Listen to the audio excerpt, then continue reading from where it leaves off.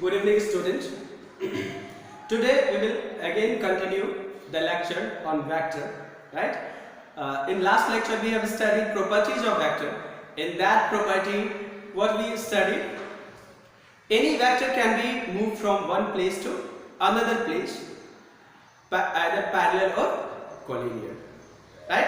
If any vector is moved from one place to another place, parallel or collinear, then the vector will not be changed. It means according to our convenience, according to our requirement, we can move any vector from one position to another position. Now we will study equality of vector. Equality means दो vector बराबर कब होगा? When two vector will be equal. तो हम लिखेंगे two vector will be equal. Two vectors will be equal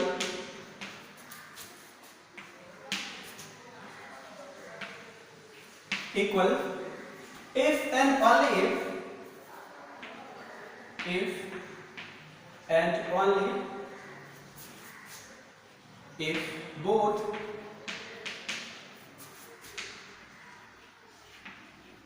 magnitude and direction of both the vector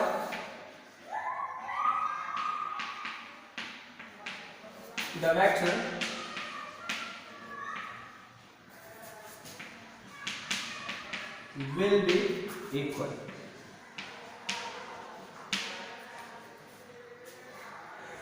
Two vector will be equal if and only if both magnitude as well as the direction of both the vectors will be equal. या हम क्या लिख सकते हैं? Same.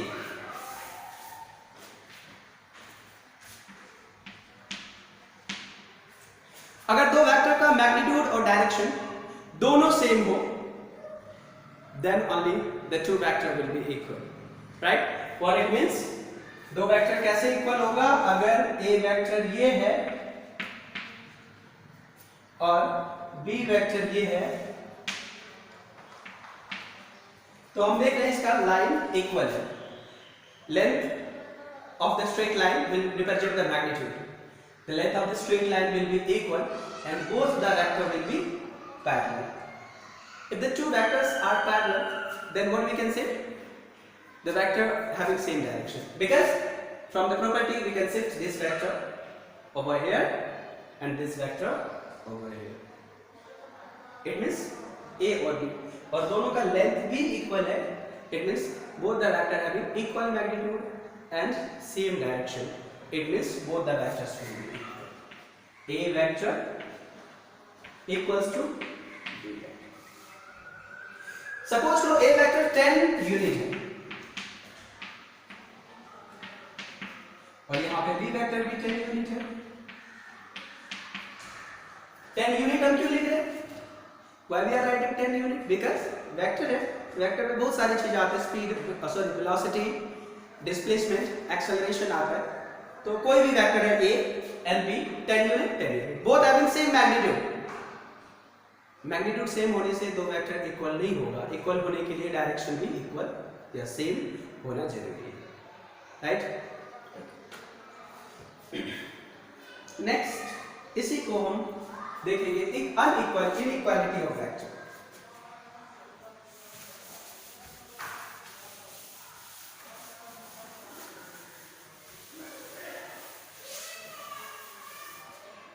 इसमें next inequality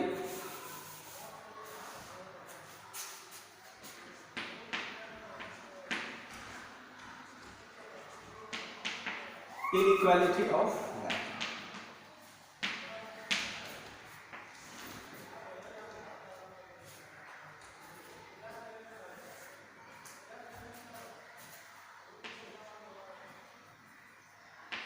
Inequality of vector.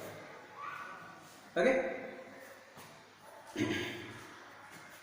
दो vector equal कब होगा? जब दोनों का मैग्नीट्यूड डायरेक्शन इक्वल होगा. Two vector will be unequality, right? या inequality, एक ही बात है. तो दो वेक्टर इक्वल अनइक्वल कब होगा? तो जब इक्वल नहीं होगा, राइट? ऑब्वियस सी बात है। तो हम लिखेंगे two vector will be unequal when both magnitude are और डायरेक्शन आर नॉट इक्वल और either any one is not equal, right? तो अगर फर्स्ट लिखेंगे if magnitude is not equal, first if magnitude of two vector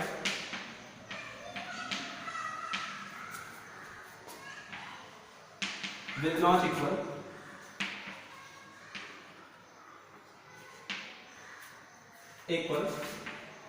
then the vector will not be equal, right? First ये है, इसका मतलब क्या है? अगर दो वेक्टर है, दोनों का डायरेक्शन सेम है, जैसे ये वेक्टर है और ये vector, A vector and B vector, right? इसका लेंथ ज्यादा है and B vector has small length of straight line, it means magnitude will be not equal. It means हम इसको लिख देंगे मैग्नीट्यूड कितना है? 10 है और इसका मैग्नीट्यूड क्या है? 8 है। 10 यूनिट और 8 यूनिट। यूनिट क्या हो सकता है? डिस्प्लेसमेंट का यूनिट हो सकता है, वेलोसिटी का यूनिट हो सकता है, मीटर हो सकता है, मीटर पर सेकंड, राइट? या मीटर पर second square like acceleration. This magnitude of two vector will not equal, it means vector A will not equals to vector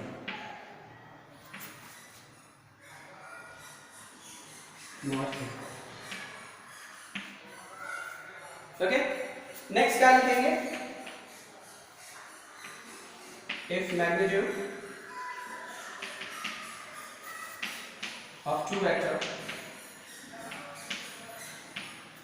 will be equal,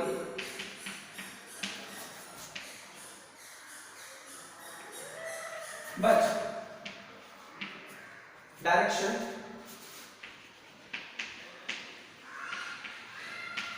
of two vector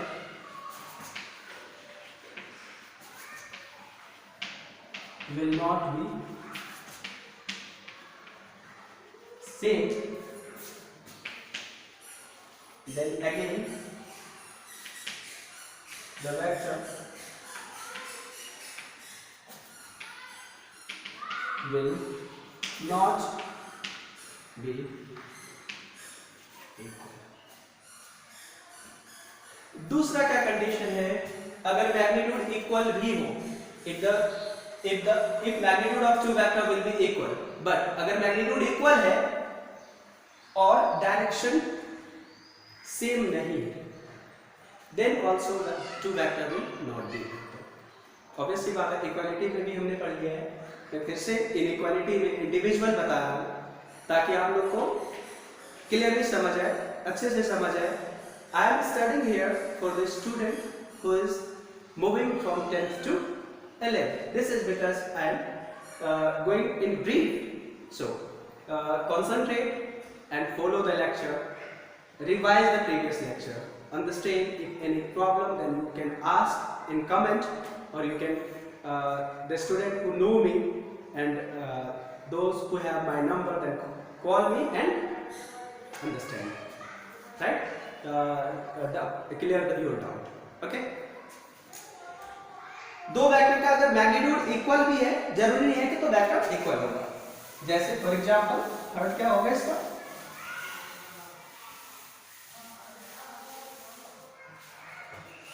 to vector having equal magnitude but not same direction. जैसे ये vector ए है,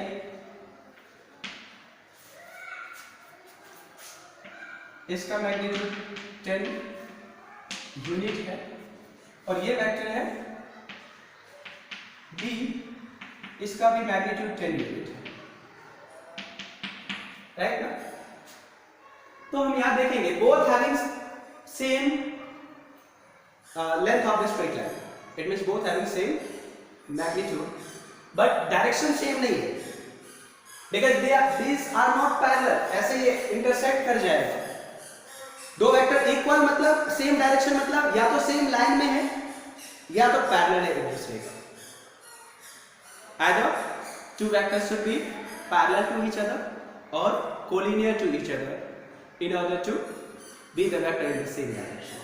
When there is any angle other than 180 degree or 360 other than 0 degree, then the vector will be not in the same direction.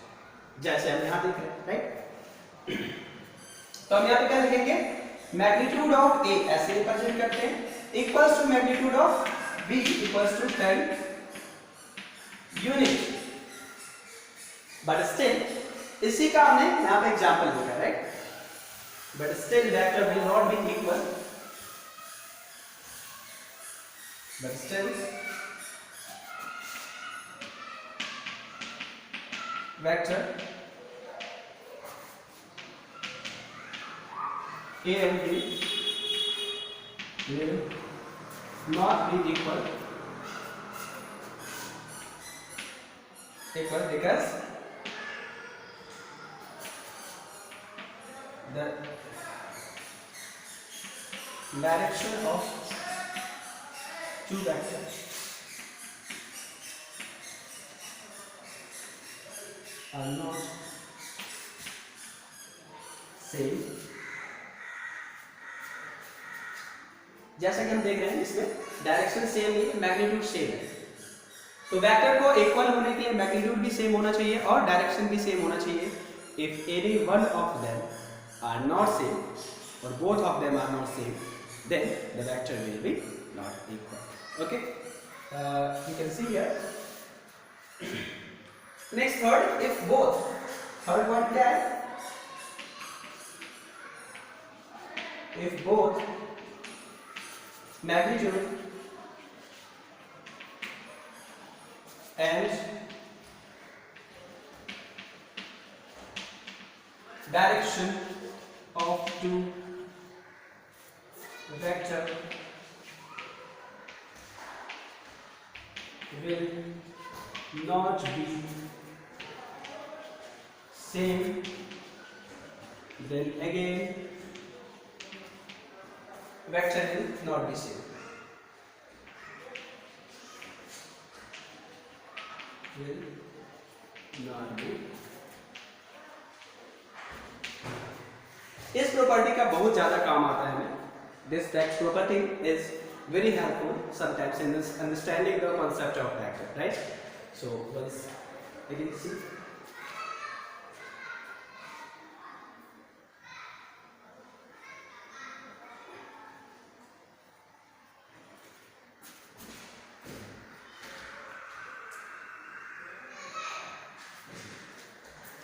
Okay, इसका हम example देखते हैं with the diagram. Third में हमने क्या लिखा? If both are not equal, obvious सी बात है अगर मैग्नीट्यूड भी इक्वल नहीं है और डायरेक्शन भी इक्वल नहीं है तो वेक्टर अनइक्वल होगा, राइट? जैसे एक वेक्टर ये है ए वेक्टर, इसका मैग्नीट्यूड है सपोज करो 5 यूनिट एंड दूसरा वेक्टर ये है बी, इस वेक्टर का यूनिट मैग्नीट्यूड है 10 यूनिट। अब हम यहाँ पे क्या देख रहे हैं? दोनों का लेंथ भी इक्वल नहीं है एंड डायरेक्शन भी अलग अलग है, तो ऑब्वियस सी बात है vector are not equal. What we can write? The magnitude of vector will not equal, hence vector A will not equals to vector. देखो इन दोनों चीज में डिफरेंस है। Here we are writing magnitude, mode of vector A not be equals to mode of vector B। यहाँ पे हमने क्या लिखा? A vector will not be equals to B vector। अब ये अगर equal होगा, this is not necessary, the vector will be equal because equality of vector requires both magnitude and direction equal। Okay?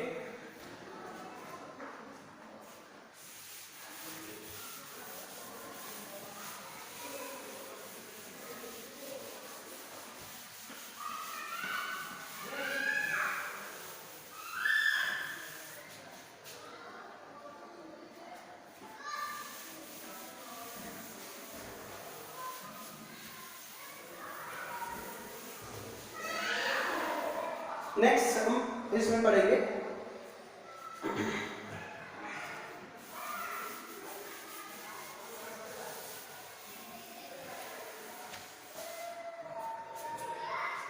Unit vector. Unit vector मैंने previous lecture में थोड़ा इसको introduce किया था यूनिट वेक्टर को। ओके, तो unit vector क्या है? The vector having magnitude 1 is called unit vector. Okay, तो सिंपली लिखेंगे the vector having magnitude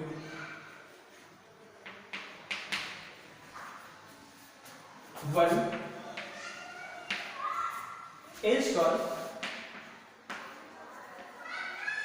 unit vector.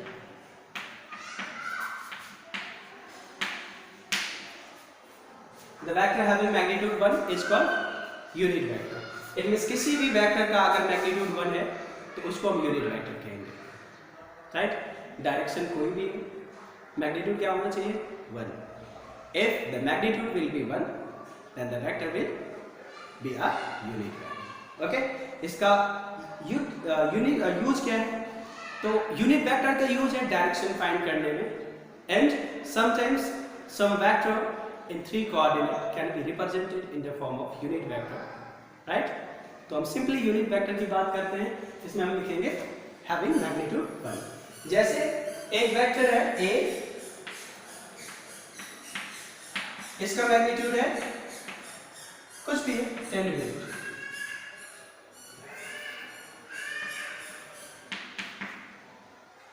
Right? अगर हम यूनिट वेक्टर को रिप्रेजेंट कैसे करते हैं? A कैप से। A cap A vector divided by mod of A vector. How to calculate unit vector? किसी भी वेक्टर को उस वेक्टर के मैग्नीट्यूड से अगर डिवाइड कर देंगे तो क्या हो जाएगा? यूनिट वेक्टर हो जाएगा। बिकॉज ये कह सकते हैं कि मैग्नीट्यूड कैंसिल हो गया और डायरेक्शन बच गया। इन डायरेक्शन कौन रिप्रेजेंट करता है? Unit vector. ओके, तो when A cap is representing a unit vector, हमने प्रीवियस लेक्चर में भी पढ़ा है, A cap is this is called A cap, A vector divided by magnitude of A vector is called unit vector, and unit vector having magnitude 1 and direction along the A vector. Suppose करो कोई vector B है, if any vector is B,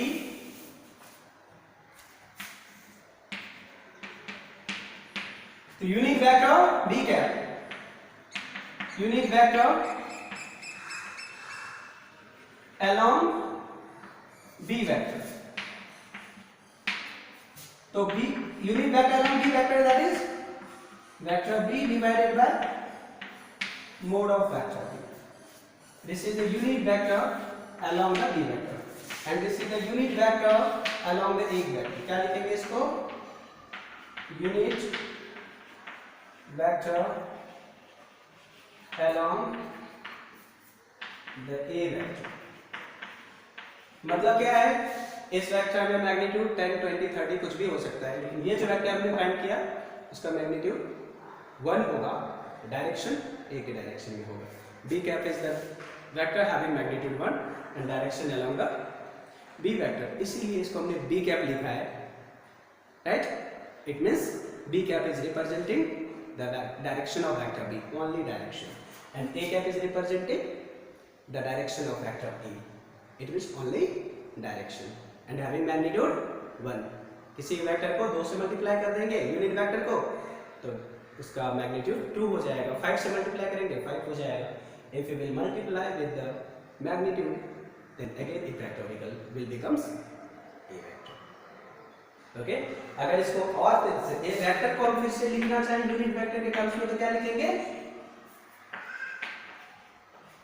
mode of a vector into A cap. यहाँ पे लिखेंगे B vector को अगर लिखना चाहेंगे तो लिखेंगे mode of B vector into B cap. Okay, यहाँ mode of A vector is the magnitude of A vector. Here Mode of B vector is the magnitude of V vector. और A cap is the direction of A vector. Magnitude और direction मिलके क्या होता है? Vector होता है. Vector having magnitude as well as direction. Magnitude and direction combinedly form vector. Mode of vector B represent magnitude and B cap represent direction. And it will multiplication of magnitude of vector and unit vector along that vector is equals to B vector. This is a complete B vector. अब कभी भी हमें अगर unit vector दिया हुआ है और हमें कह रहा है कि एक वेक्टर बनाओ जिसका वेक्टर मैग्नीट्यूड 10 है, तो यूनिट वेक्टर को अगर 10 से मल्टीप्लाई करेंगे तो उसका मैग्नीट्यूड 10 हो जाएगा, 20 से मल्टीप्लाई करेंगे तो 20 हो जाएगा, फिर 20 से अगर डिवाइड कर देंगे तो वो यूनिट वेक्टर हो जाएगा. क्लियर है एवरीवन? ध्यान दीजिए. ओके, और कोई प्रॉब्लम है तो बताएं, पूछिए. यहां पे इस चीजों को ध्यान देना जरूरी है, राइट? अब हमने इसमें ये तो पढ़ लिया किसी भी वेक्टर के डायरेक्शन में यूनिट वेक्टर कैसे फाइंड करते हैं, राइट? अब क्या होता है unit vector in the direction of coordinate axis, जैसे x axis, Y axis, z axis के डायरेक्शन में यूनिट वेक्टर को स्पेसिफाई किया गया है. तो हम इसको पढ़ेंगे. Unit vector along the unit vector along the three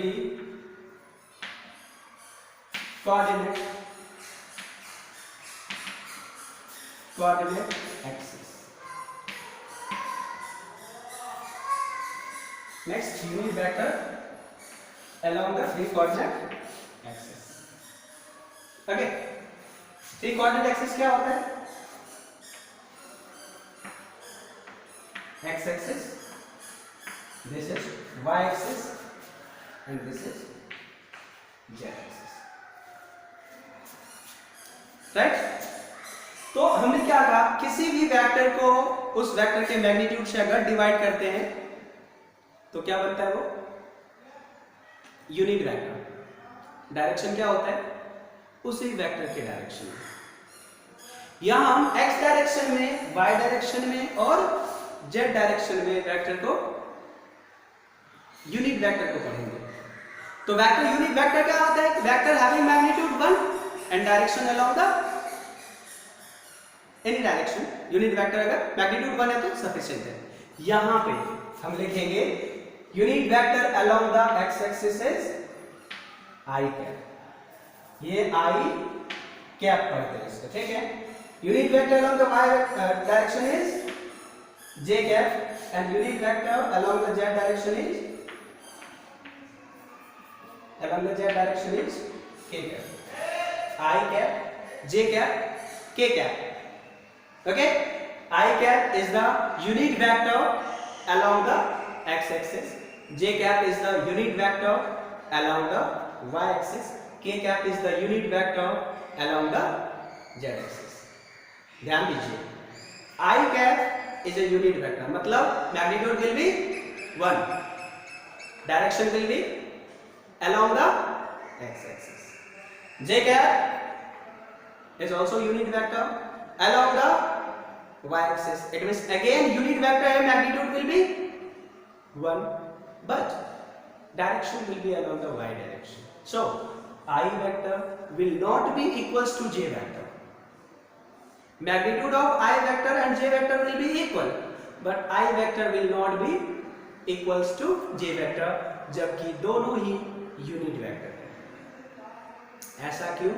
क्योंकि हमने पढ़ा था दो वेक्टर को इक्वल होने के लिए मैग्नीट्यूड के साथ साथ डायरेक्शन को भी इक्वल होना पड़ेगा, जो कि यहाँ पे अलग अलग है. एंड के cap is again unit vector having direction along the z axis and magnitude 1.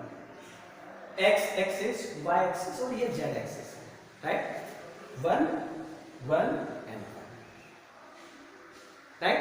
अब कहेंगे कि I x डायरेक्शन में I कैप क्यों लिखेंगे, y डायरेक्शन में j कैप क्यों लिखेंगे और z डायरेक्शन में k कैप क्यों लिखेंगे?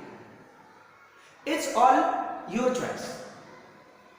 तुम x कैप लिख सकते हो, y कैप लिख सकते हो, z कैप लिख सकते हो, a कैप लिख सकते हो, कोई दिक्कत नहीं है। लेकिन this is the already defined, ये ऑलरेडी स्टैंडर्ड है।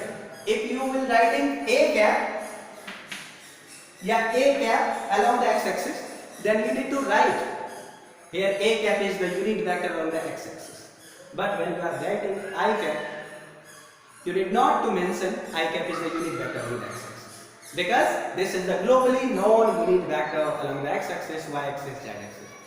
I cap is the unit vector along the x-axis, j cap is the unit vector along the y-axis, k cap is the unit vector along the z-axis. Unit vector is the vector having magnitude 1. Okay?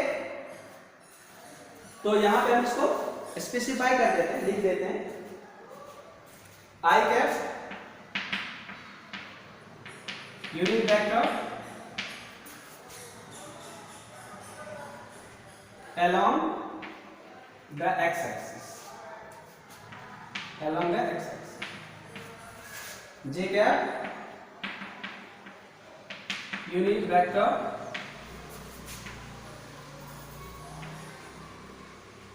along the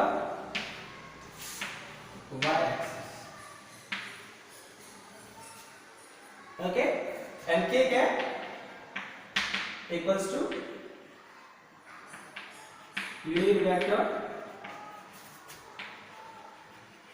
along the z-axis. ये unit vector जो है globally known है, सभी जानते हैं इसको, जो physics जानता है वो जानता है I cap, J cap, K cap unit vector होता है X axis, Y axis and Z axis है। अगर हम कोई और रिप्रेजेंट करेंगे तो हमें मेंशन करना पड़ेगा और that will be very difficult, और हर किसी को बताना पड़ेगा ऐसा मैंने लिखा है। तो ये यूनिवर्सल नोन है already, right? I cap, J cap, K cap. So what we can write here, magnitude of I vector equals to magnitude of J vector equals to magnitude of K vector.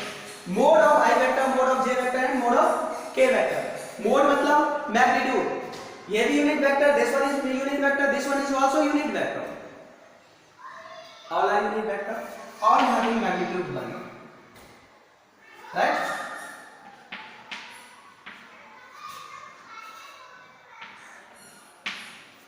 लेकिन इसकी सिर्फ magnitude equal है।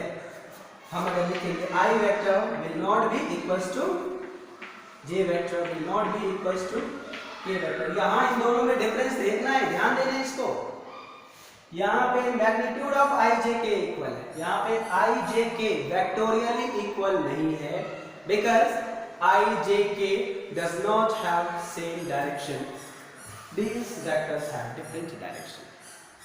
Okay, तो unit vector हमने along the 3 coordinate axis पढ़ लिया। इसमें कोई प्रॉब्लम हो तो पूछ लीजिए। ओके,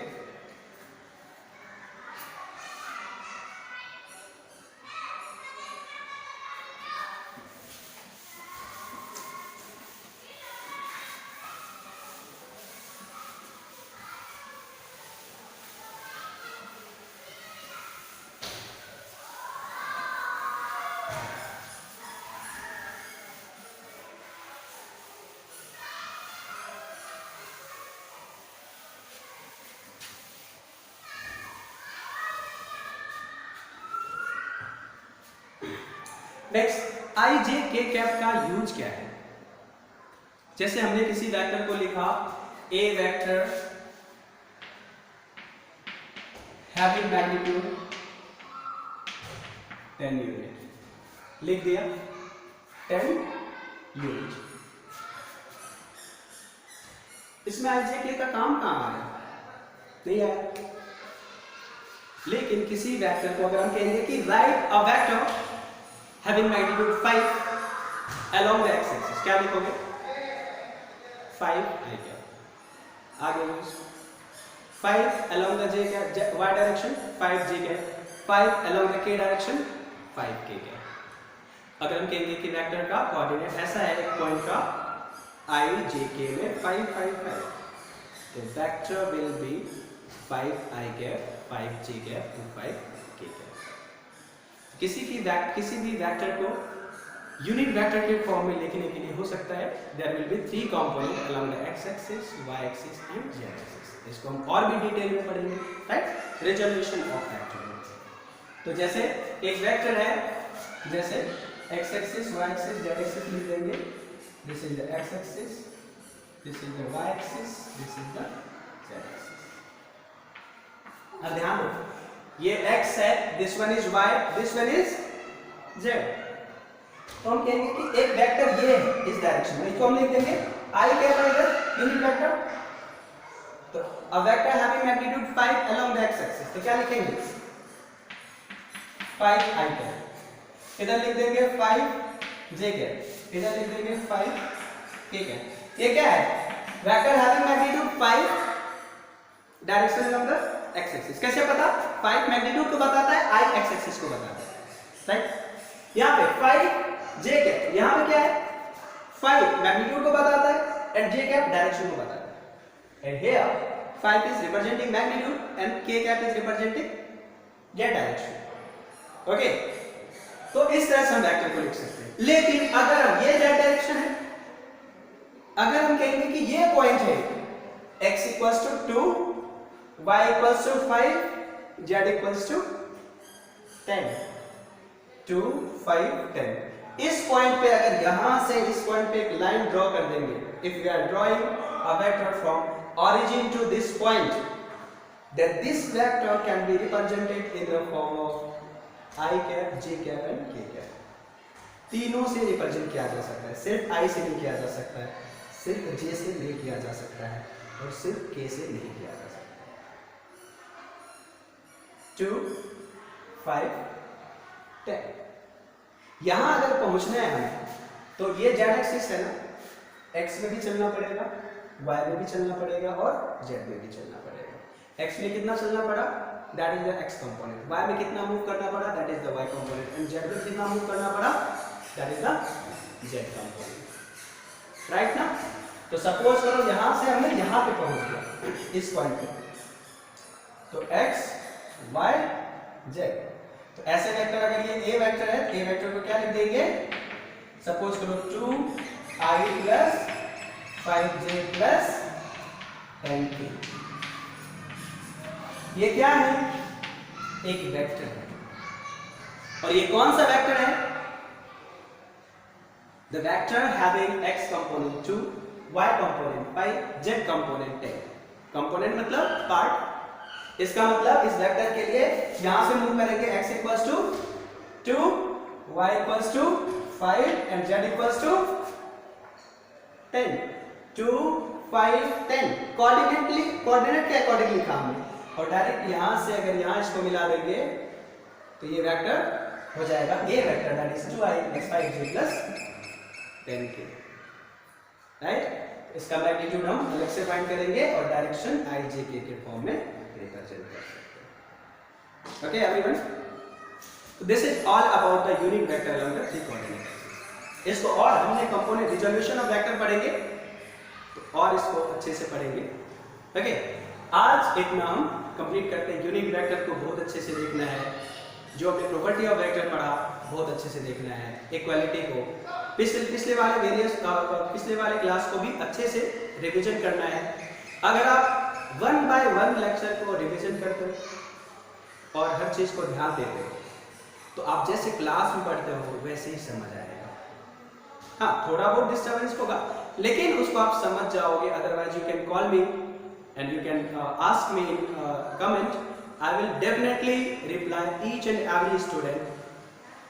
कोई भी हो, मेरे क्लासरूम का स्टूडेंट हो या बाहर का हो, कोई भी हो, सबको मैं रिप्लाई करूंगा, बताऊंगा, राइट। लेकिन अगर टाइम पास के लिए नहीं देखते हैं, सीक्वेंस में फॉलो करना है, ये टाइम पास नहीं है।